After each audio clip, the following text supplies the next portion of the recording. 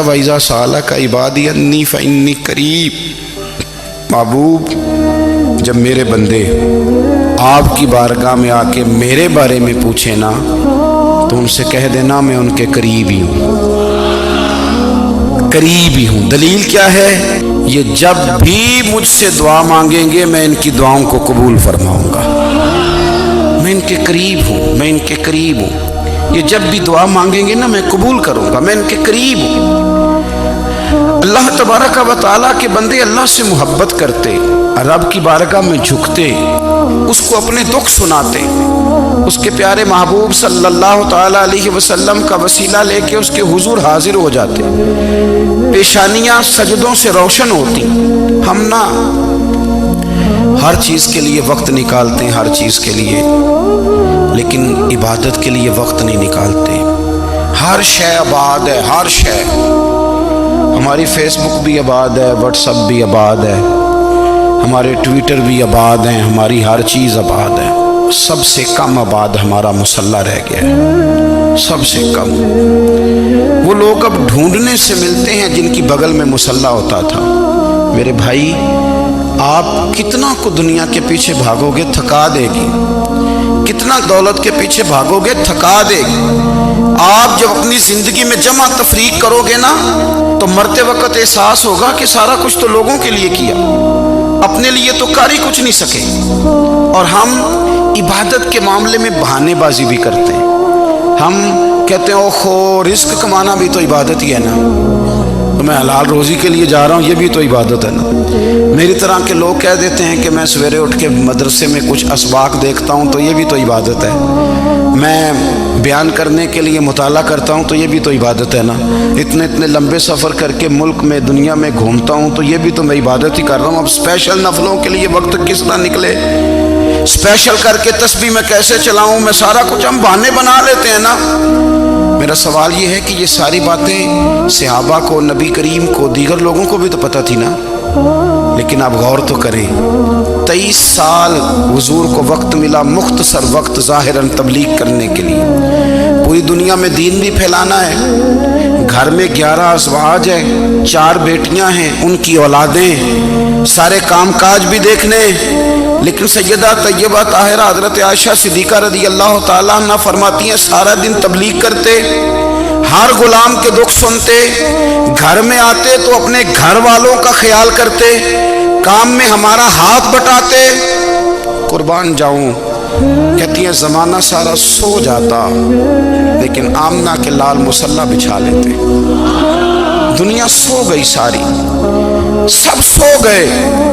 जो खुदाम थे, वो जो गुलाम थे, वो सो गए। सही मुस्लिम में लफ्ज़ मिलेंगे, सैयदा पाक फरमाती हैं ओ मेरे नबी के गुलामों, मैंने ये रंग भी देखा है कि हुजूर ने इतना खड़े रहे, इतना क़याम किया, इतना क़याम किया कि मुक़द्दस पैरों में वरम आ गए, सूज गए पैर। इतने बड़े दिल पे हाथ रख के नहीं बता सकता कि मेरे कभी नमाज में पैर सूज गए, कोई नहीं बता सकता। बच्चों की रोटी कमाते थक गए, बात अलग है। हम सैर करने गए तो थक गए, बात अलग है। लेकिन इबादत में ये भी तो मुस्लिम शरीफ है ना, ये भी तो दीन है ना, ये भी तो हुजूर की सुन्नत है, ये भी तो वो चीज़ है जो करीम की आंखों की ठंडक है। सैयदा फरमाती हैं पैरों में वरम आ गए और सारी रात ही हुजूर ने नमाज पढ़ी और एक ही आयत बार बार दोहराई। मस्जिद नबी में बिलाल हबशी ने फजर की अजान दे दी और हुजूर अभी मुसल्ले पे थे। करीम फारिग हुए, मैंने अर्ज़ की या रसूल अल्लाह सल्लल्लाहु अलैहि वसल्लम, आपके तो सदके अल्लाह अगले पिछलों के गुनाह माफ़ करेगा, तो आप इतनी आगोजारी क्यों फरमाते हैं? आप तो शफी हैं, आप तो अंबिया के इमाम हैं।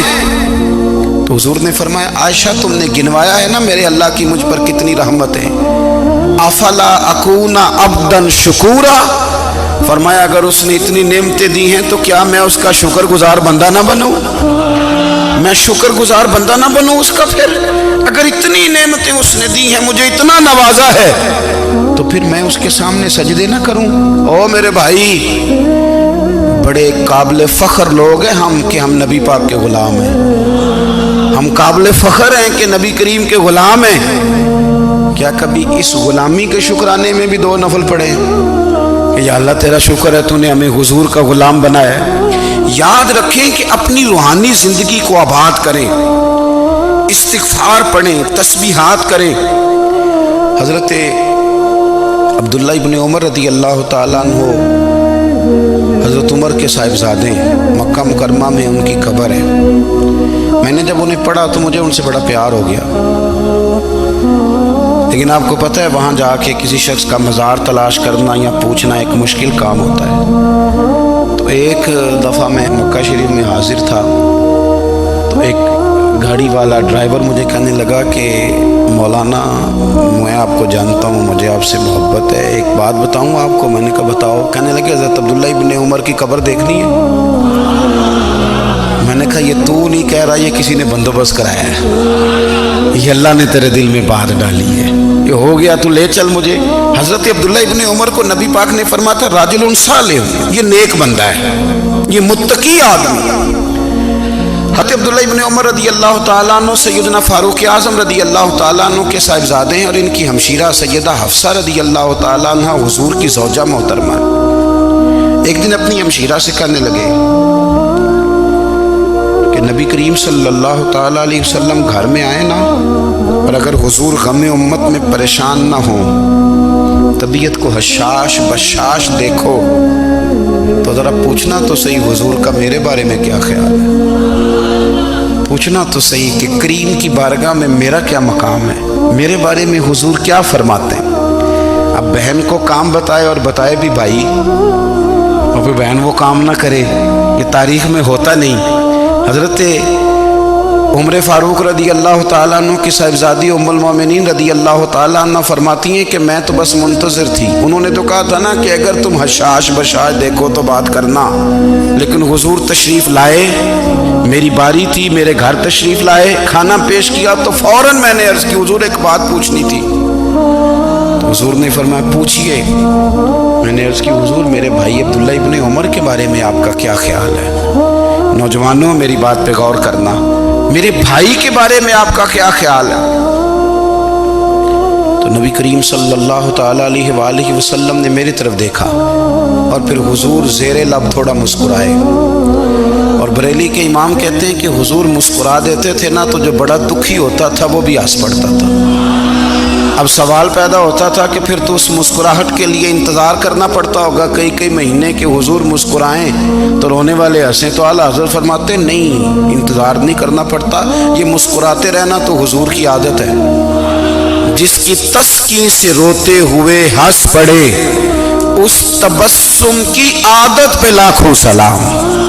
یعنی یہ تو عادت ہے حضور کی مسکراتے رہنا، اس کے لیے انتظار نہیں کرنا پڑتا۔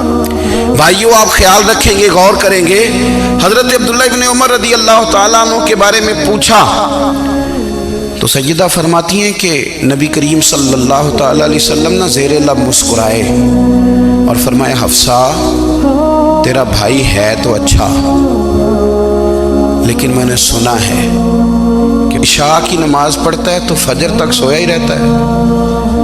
او نوجوانوں، 10 بجے تک سونے کی بات نہیں ہوئی، 9 بجے تک سونے کی بات نہیں ہوئی، 11 بجے اٹھنے کی بات نہیں۔ حضور فرمانے لگے میں نے سنا ہے کہ عشاء کی نماز پڑھ کے سو جاتا ہے اور فجر تک سویا ہی رہتا ہے، اسے چاہیے کہ تہجد کے وقت اٹھا کرے، اللہ کی بارگاہ میں حاضر ہوا کرے، آہوزاری کرے، سجدے کرے، عبادت کرے، اٹھتا ہے اور فجر میں جا کے اٹھتا ہے۔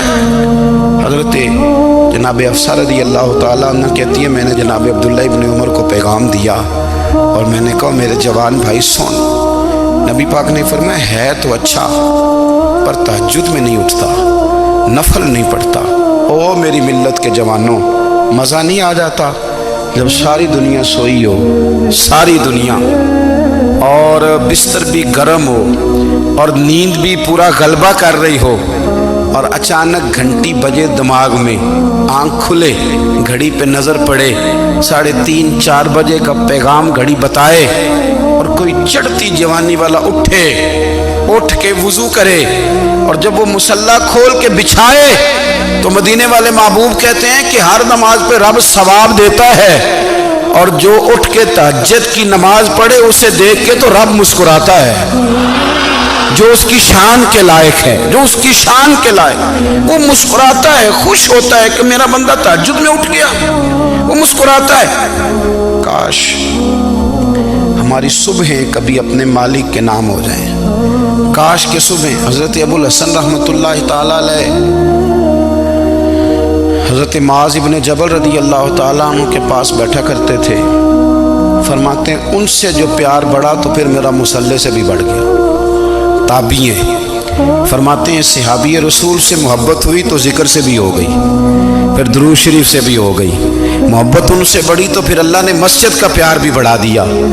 آپ فرماتے ہیں کہ میری ہر وقت طبیعت چاہتی تھی کہ بس اللہ اللہ کروں، بس اللہ اللہ کروں، بس نہ میں ذرا تھوڑی جان چھڑاؤں لوگوں سے، کوئی 10 منٹ ملے تو میں کوئی 4 نفل پڑھ لوں، میں تھوڑا سا نہ بچوں لوگوں سے، اور مجھے تسبیح ملے تو میں نہ کچھ 400-500 دفعہ استغفار پڑھوں، سبحان اللہ، الحمدللہ، اللہ اکبر، لا حول ولا قوت الا باللہ، میں نہ تسبیحات پڑھوں۔ فرماتے ہیں کہ بچے تھے گھر میں 6-7، غربت تھی، کام ملتا کوئی نہیں تھا، اور میں کام چور نہیں تھا، کام ڈھونڈتا تھا، پر اللہ کی قدرت کے کام نہیں ملتا تھا۔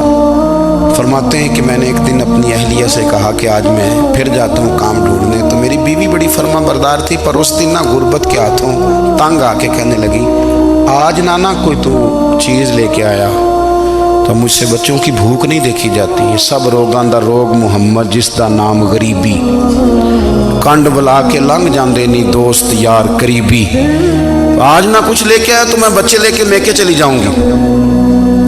شیخ فرماتے ہیں کہ میں بڑا پریشان گھر سے نکلا، پر میں نے صبح سے لے کے زور تک کام ڈھونڈا، کام ملا کوئی نہیں، تو میرے دل میں خیال آیا چلو کام نہیں ملتا تو اللہ اللہ تو کرے نا، چلو بندوں کی مزدوری نہیں ملتی تو رب کریم کی عبادت ہی کرتے ہیں۔ فرماتے ہیں کہ میں نے نا فرات کے پانی سے وضو کیا، نہر کے، شدید دھوپ تھی، ساتھ ریت تھی اور ریت تپ رہی تھی، میں نے اپنا رومال وہیں مصلی کے طور پر بچھا لیا، اور فرماتے ہیں کہ زور سے لے کر عصر تک نماز پڑھی، دھوپ بھی پورے زور پہ، پر میرے سجدے کا ذوق بھی پورے زور پہ۔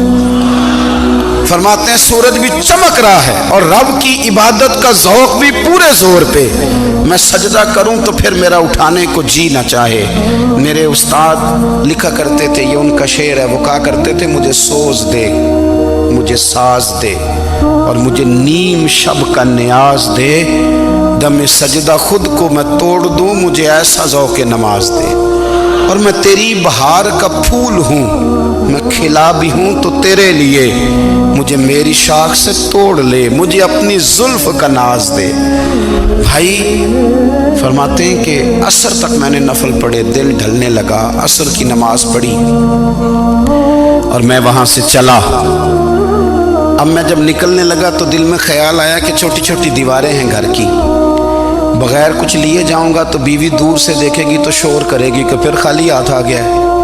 کہتے میں نے اپنی اسی رومال میں جس پہ میں نے نماز پڑھی تھی نا، رومال میں کی آخی دے پنجابی جو صافہ کہتے ہیں، اسی میں نا میں نے کچھ ریت بھر لی کہ وہ دور سے دیکھے گی تو سمجھے گی کچھ لے کے آیا ہے، چلو جا کے اسے بتا دوں گا کہ آج پھر مزدوری نہیں ملی۔ کہتے ہیں وہ ریت لے کر جب میں گھر میں گیا تو پہلے بیوی دروازے پہ کھڑی ہوتی تھی، پوچھتی تھی خالی ہاتھ آ گئے ہو؟ آج میں نے دیکھا تو ہے ہی کوئی نہیں۔ فرماتے ہیں میں اندر داخل ہوا، سلام لیے، کونے میں نے وہ رومال رکھ دیا اور میں نے آواز دی کہ بھلی مانس کہاں ہو؟ تو وہ کہنے لگی آپ منہ ہاتھ دھو لیں، میں روٹی لے کے آئی۔ میں نے کہا روٹی کہاں سے آ گئی؟ یہاں تو کئی دنوں کے فاقے ہیں، تو کئی دنوں کی غربت ہے، یہاں تو اس گھر میں تو فقیری ہے۔ فرماتے ہیں کہ وہ روٹی لے کے آئی اور اس وقت کی جو موجودہ نعمتیں تھیں، سمجھ لیں سلاد، اچار، ہر چیز ساتھ لائی۔ میں نے کہا کہ بچے کہاں گئے؟ کہنے لگی وہ کھانا کھا کے کھیلنے گئے، آپ کھانا کھا لیں آ جاتے۔ کھانا اس نے چن دیا۔ میں نے حیرت انگیز لہجے میں सारी नेमतें अपने दस्तरखान पे देख करके बीवी से पूछा, ये कहां से आया खाना, बच्चों को तूने कहां से खाना खिलाया, ये सारा कुछ कैसा है? कहने लगी, पता नहीं आज आप किस करीम की मजदूरी करने चले गए थे, पता नहीं किस करीम की, मेरे घर में तो इतनी नेमतें आई हैं कि मुझसे संभाली नहीं जा रही, इतना अनाज है, इतना गंदुम है, किस करीम के दरवाजे आज चले गए थे? ये कहते कहते वो उठी और उठ करके कहने लगी, पहले ही बड़ा कुछ आया था, अब क्या ले आए हो? और जा करके ना उसने वो रेत वाला रुमाल खोला, कहने लगे, मैं तो लेके आया था रेत, तो मेरे रब ने उसे भी सोने और हीरे बना दिया था। जब आपकी तवज्जो अल्लाह की जानी, मेरे नबी पाक सल्लल्लाहु ताला अलैहि वसल्लम ने फरमाया, हर चीज अपने रब से मांग, हर चीज मांग, हर चीज मांग। या रसूलल्लाह क्या कुछ? मेरे महबूब ने फरमाया, तेरे घर में नमक भी खत्म हो जाए तो वो भी अपने रब से मांगा कर, तू मांगना, वो तुझे देगा, तो उसकी बारगाह में कशकोले तलब दराज तो करना। और तिरमिजी शरीफ में अजीब लफ्ज है, रसूल कायनात ने फरमाया, रब करीम फरमाते हैं, जब मेरा बंदा हाथ उठाता है ना तो मुझे हया आती है कि मैं खाली कैसे लौटा दूं इसके। इतने बड़े बादशाह की बारगाह में दुआ की बड़ी ताकत है। मेरे नबी पाक ने फरमाया, दुआ मोमिन का हथियार है, दुआ मोमिन का, दुआ मोमिन का। हुजूर ने फरमाया, तकदीर को सिवाय दुआ के कोई चीज नहीं बदल सकती। दुआ मोमिन का हथियार है, ये काफिर के पास कोई नहीं, ये हथियार है मोमिन का। अल्लाह करे आपको समझ आए, फिर सुने, कई बार कह चुका हूं, ये हथियार है। काफिर के मुकाबले में जो तेरे पास सबसे बड़ा हथियार है वो दुआ है। दुआएं करानी छोड़ दी, करनी छोड़ दी, लेनी छोड़ दी। हजरत सैयदना अनस बिन मालिक रदी अल्लाह ताला अन्हु फरमाया करते थे, मैंने वो रंग देखा है जब हुजूर दुआ मांगते थे और हुजूर की मुकद्दस आंखों में आंसू भी साथ ही बहा करते थे। मैंने वो अंदाज देखा है। भाई अपना मुसल्ले का, इबादत का, वज़ाइफ का, अल्लाह अल्लाह का सिलसिला उसको मजबूत करें, अपनी दुआओं के ताल्लुक़ को मजबूत करें। दुआएं बड़े इनकलाब बर्पा कर देती हैं। हम थोड़े थोड़े ना जब से खुश्क हुए हैं ना, खुश्क, और मेरी तो जमात ही सूफिया की जमात थी। हम तो दाता अली अजमेरी की जमात से, हम तो ख्वाजा अजमेरी की जमात से, हम तो शेख अहमद फारूक सरहंदी की जमात से, हम तो सूफिया की जमात। हमारी जमात ने भी वो ताल्लुक़ जो हमारे बुज़ुर्गों ने बनाया था। बुज़ुर्ग अल्लाह के करीब कैसे जाता है? तो हमारे यहाँ ना बहुत सारे लोग कहते हैं जी नज़र हो गई तो काम हो गया। भाई जो बुखारी मुस्लिम में तरीका है ना अल्लाह का कुर्ब पाने का, वो तो नफल है। नबी करीम अलैहिस्सलाम ने फरमाया, बंदा नफलों के ज़रिए रब के करीब जाता है और इतना करीब जाता है कि फिर अल्लाह उसकी ज़ुबान बन जाता है, अल्लाह उसकी आंखें बन जाता है, कान बन जाता है, हाथ और पैर बन जाता है। तो ये तो इबादत है, ये तो अल्लाह की बारगाह की हाज़िरी है जो आपको अल्लाह के करीब करेगी।